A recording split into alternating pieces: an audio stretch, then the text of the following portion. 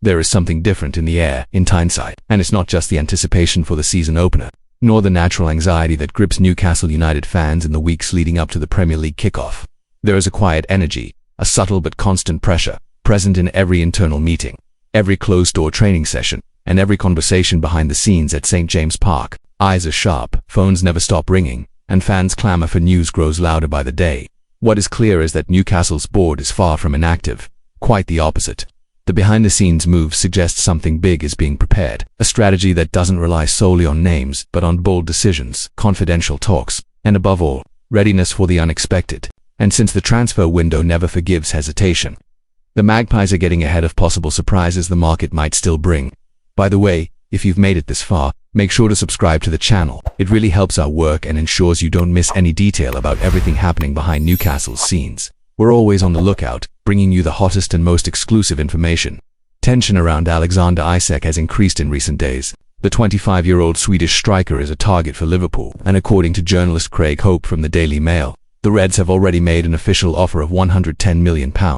Although this offer was rejected by Newcastle, Liverpool's interest remains strong, and rumours suggest Isak may formally request a transfer soon, and this is where the twist begins. According to Craig Hope's investigations, should Isak decide to leave, Newcastle already has a plan B and even a plan C. Leading the list is Benjamin Sesko from RB Leipzig.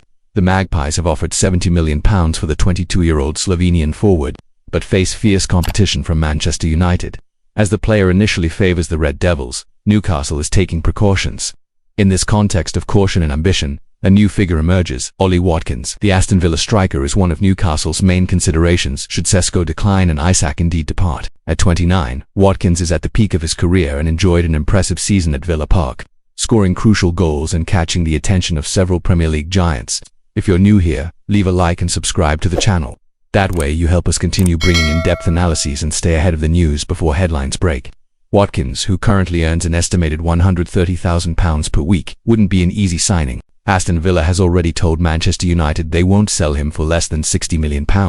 The striker still has 3 years left on his contract with the Birmingham club, giving the Villains some advantage in negotiations.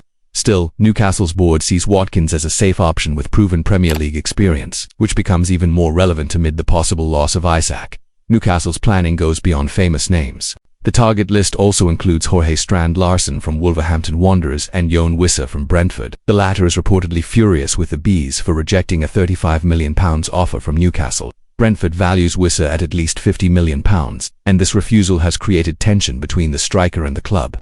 Wissa is a name highly regarded by the Magpies coaching staff due to his versatility and intensity on the pitch. At 27, the African player showed personality and decisiveness at key moments last season. Although he lacks the media prestige of Sesko or Watkins, he is seen internally as a viable alternative with great potential to deliver. Stay tuned, as the channel will continue tracking every step of this saga. If you haven't subscribed yet, do so now and activate notifications. Here, you get the news before anyone else, with analysis made especially for true Newcastle United fans. What draws attention in Newcastle's strategy is how the club has maneuvered. Rather than putting all their eggs in one basket, the board has worked with concrete, planned options. This shows not only maturity in project management, but also a clear understanding that the market is unpredictable and that the ideal outcome isn't always guaranteed. Having Watkins, Wissa and Larsen as well-studied alternatives proves Newcastle is serious. According to the Daily Mail, these moves also directly reflect Eddie Howe's demands. The Magpies manager wants to ensure that, even with Isak's possible departure, the squad does not lose offensive power. Howe sees in Watkins a profile similar to Isak's, offering depth, speed and refined finishing. And with the possibility of competing in Europe, the need for ready and competitive players is even greater. Once again, leave your comment. Among Watkins, Sesko, Wissa and Larsen, who would you like to see wearing Newcastle's shirt? Your opinion is very important for the community we're building here on the channel. The saga is far from over, and until the transfer window closes, much can still happen. What's certain is that the Magpies board is ready to act, whether securing Isak's stay or investing heavily in a new offensive reference. The next week promises to be decisive, with new meetings scheduled and ongoing approaches. If you want to keep up with every detail of this story, subscribe now and share this video with fellow Magpies fans. Together we'll follow every twist and turn of this season, which has just begun but is already heating up.